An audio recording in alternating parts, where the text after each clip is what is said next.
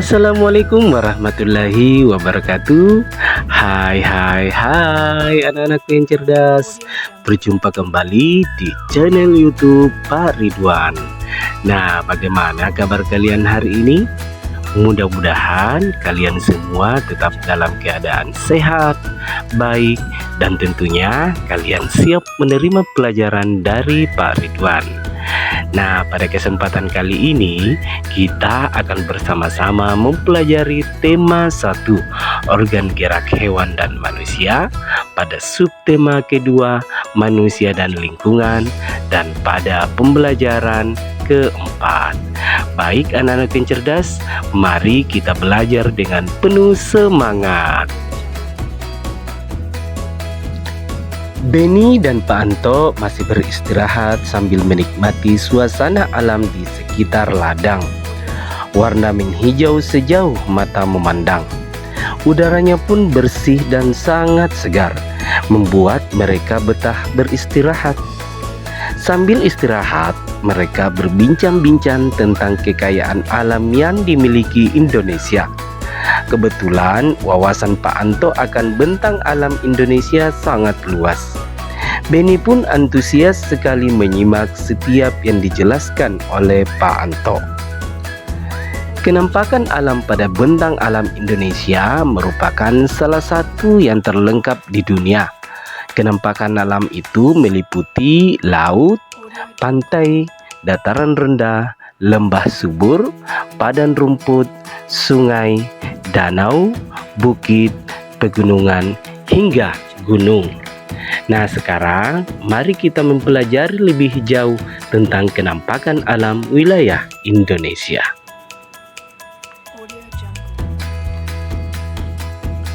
Amatilah keempat gambar kenampakan berikut. Berilah tanda centang pada gambar yang menunjukkan kenampakan alam yang ada di Indonesia, serta berilah tanda silang pada gambar yang menunjukkan kenampakan buatan yang ada di Indonesia. Nah, anak-anak yang cerdas, sekarang kita perhatikan gambar pertama ya. Jadi gambar pertama itu adalah gunung. Nah, gunung itu merupakan kenampakan alam. Kemudian gambar kedua adalah sungai. Nah, sungai adalah kenampakan alam.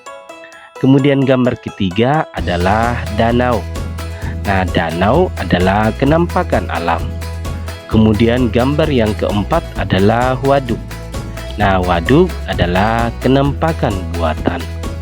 Nah, dari gambar tersebut kita mengetahui ada kenampakan alam dan kenampakan buatan. Lalu, apa itu kenampakan alam dan kenampakan buatan? Kenampakan alam adalah sebuah bentang alam yang terjadi dengan sendirinya. Jadi, kenampakan alam diciptakan Tuhan tanpa adanya campur tangan manusia.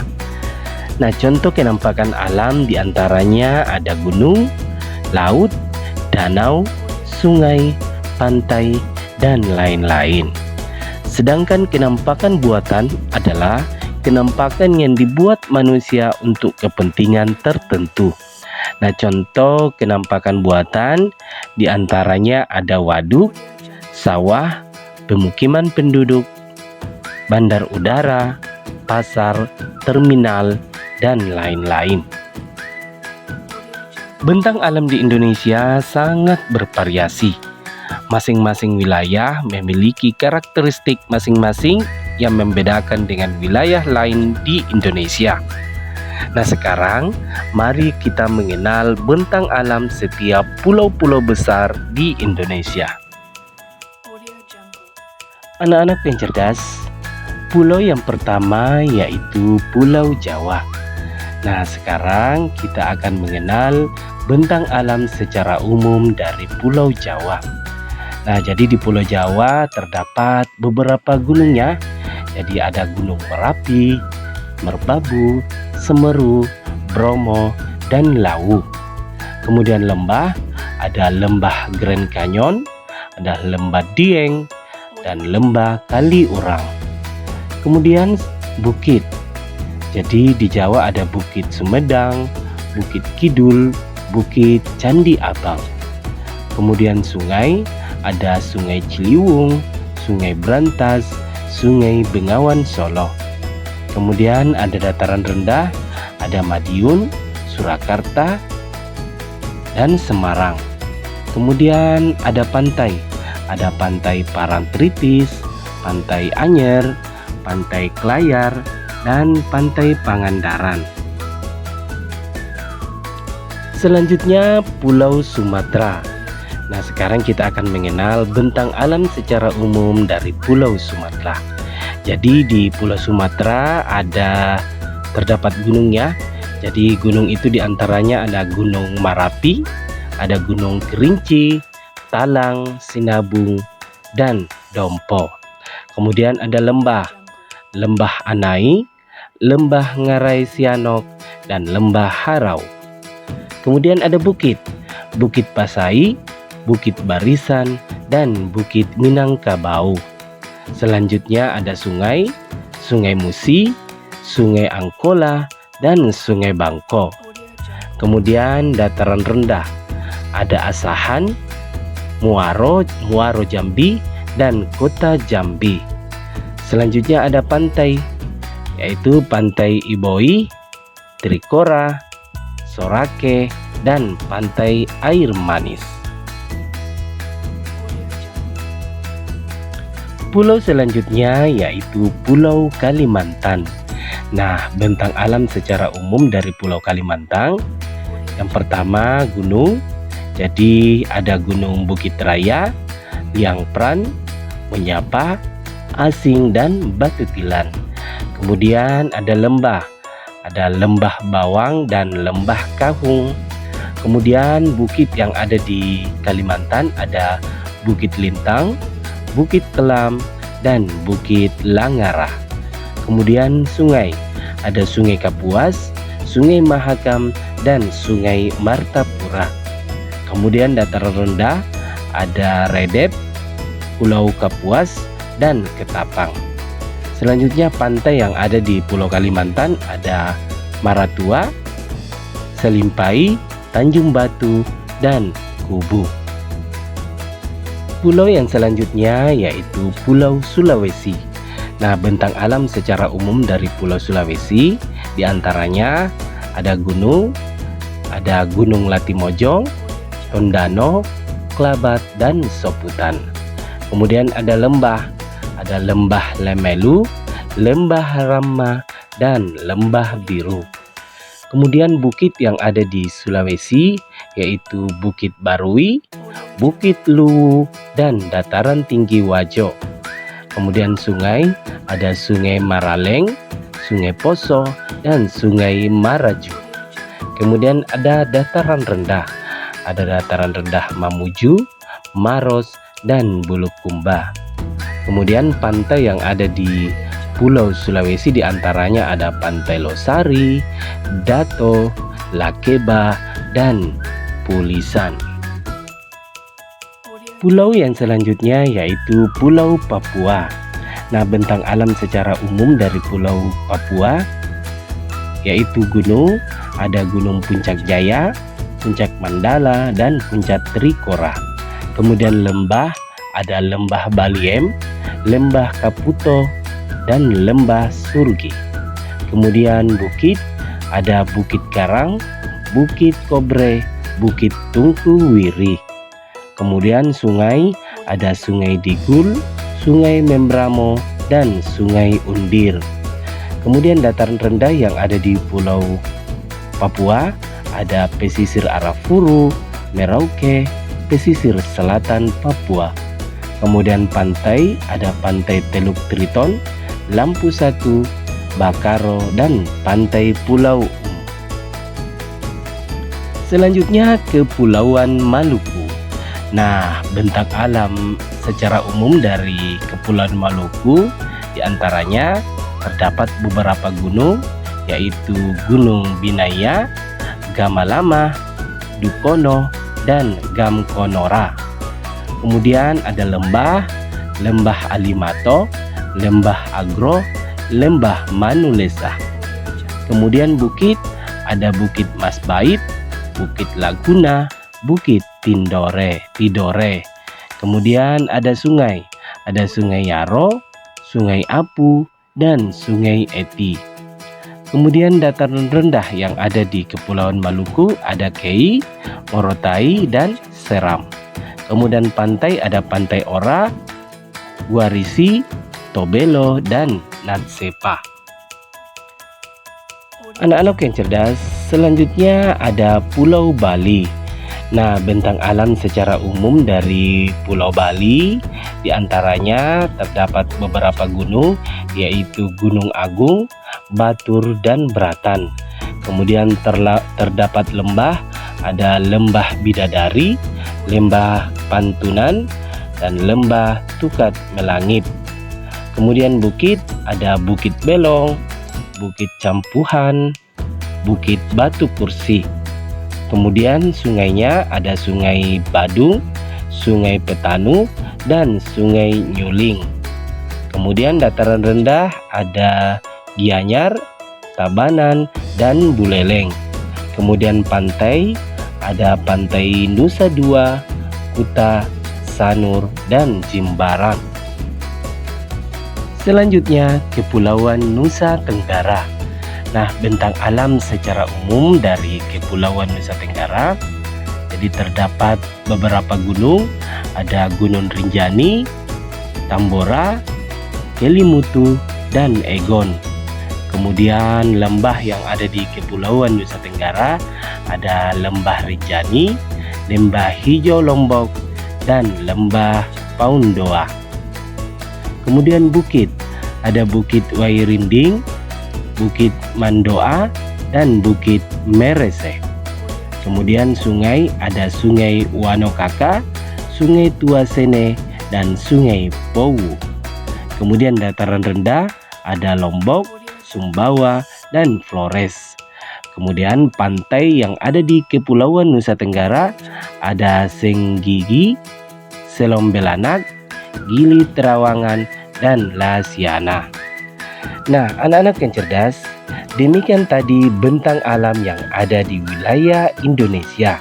Nah, bentang alam wilayah Indonesia yang bervariasi tidak terlepas dari keadaan iklim di Indonesia ya.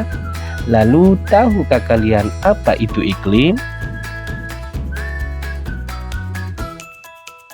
Iklim adalah keadaan rata-rata cuaca pada suatu wilayah dalam jangka waktu yang relatif lama. Adapun cuaca adalah keadaan suhu udara, tekanan udara, curah hujan, angin, dan sinar matahari pada waktu pendek dan tempat tertentu.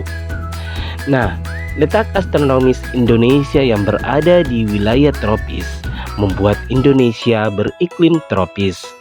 Nah, bagaimana ciri-ciri iklim tropis itu, anak-anak yang cerdas? Jadi, ciri-ciri iklim tropis itu diantaranya suhu udara yang tinggi sepanjang tahun, yaitu sekitar 27 derajat Celcius. Kemudian ciri yang kedua, perbedaan suhu pada musim kemarau dan musim hujan relatif kecil. Kemudian ciri yang ketiga, lamanya siang dan malam hampir sama, yaitu 12 jam. Secara umum, keadaan iklim di Indonesia dipengaruhi 3 jenis iklim, yaitu ada iklim muson. Iklim muson dipengaruhi angin musim yang berubah-ubah setiap periode waktu tertentu. Satu periode perubahan adalah 6 bulan. Kemudian iklim yang kedua yaitu iklim tropis. Iklim tropis terjadi karena Indonesia berada di daerah tropis. Suhu tinggi mengakibatkan penguapan tinggi dan berpotensi terjadinya hujan. Kemudian iklim yang ketiga yaitu iklim laut. Iklim laut terjadi karena Indonesia memiliki wilayah laut luas, sehingga banyak penguapan dan mengakibatkan hujan. Tahukah kamu bahwa bentang alam, kondisi fisik wilayah, dan keadaan iklim berpengaruh terhadap besar dan beragamnya flora dan fauna? Nah, begitu juga yang terjadi di Indonesia. Nah, baik anak-anakku yang cerdas, mari kita bersama-sama membaca bacaan yang berjudul Beragamnya Flora dan Fauna Indonesia. Setelah itu, kita tentukan ide pokok dari masing-masing paragraf. Beragamnya flora dan fauna Indonesia. Indonesia sangat kaya dengan keragaman flora dan fauna. Keanekaragaman hayati Indonesia bahkan termasuk 3 besar dunia bersama dengan Brazil di Amerika Selatan dan Zaire di Afrika. Jumlah spesies tumbuhan di Indonesia mencapai 8.000 spesies yang sudah teridentifikasi dan jumlah spesies hewan mencapai 2.215, terdiri atas burung, reptil, mamalia, dan kupu-kupu. Banyak faktor yang menyebabkan kaya dan beragamnya flora dan fauna di Indonesia, seperti iklim. Iklim memiliki peranan penting bagi persebaran flora dan fauna di setiap daerah. Dalam iklim terdapat faktor kelembapan, suhu udara, dan angin. Kelembaban udara dan suhu udara sangat penting bagi pertumbuhan fisik tumbuhan, sedangkan angin dapat mempengaruhi proses penyerbukan pada tumbuhan. Sebagai contoh, tumbuhan yang berada di iklim tropis akan tumbuh subur sepanjang tahun karena memiliki sinar matahari dan curah hujan yang cukup. Jika tumbuhan dapat hidup dengan baik di suatu daerah, maka akan memancing hewan-hewan untuk datang, karena tumbuhan merupakan bahan makanan yang penting bagi sebagian besar hewan. Bukti dari pernyataan tersebut dapat dilihat dan dibandingkan antara daerah dengan curah hujan tinggi seperti Indonesia dibandingkan dengan daerah gurun yang curah hujannya sangat kecil. Keanekaragaman flora dan fauna di Indonesia jauh lebih banyak dibandingkan dengan keanekaragaman flora dan fauna daerah gurun.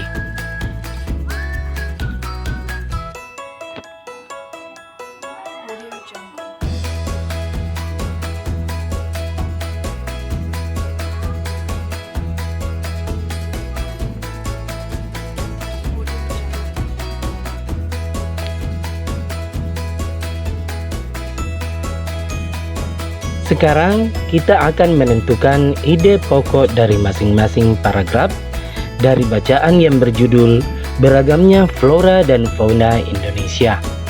Nah, jadi paragraf pertama ide pokoknya adalah Indonesia sangat kaya dengan keragaman flora dan fauna.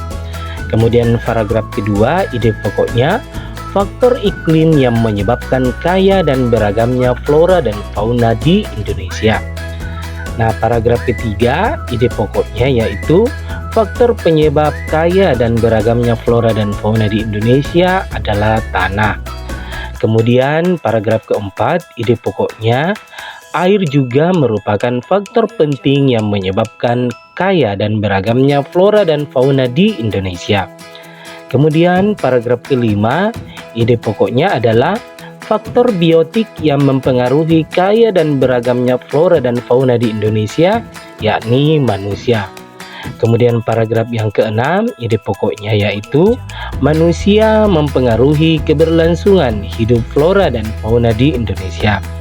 Dan yang terakhir, paragraf ketujuh, ide pokoknya yaitu faktor biotik selain manusia adalah hewan dan tumbuhan.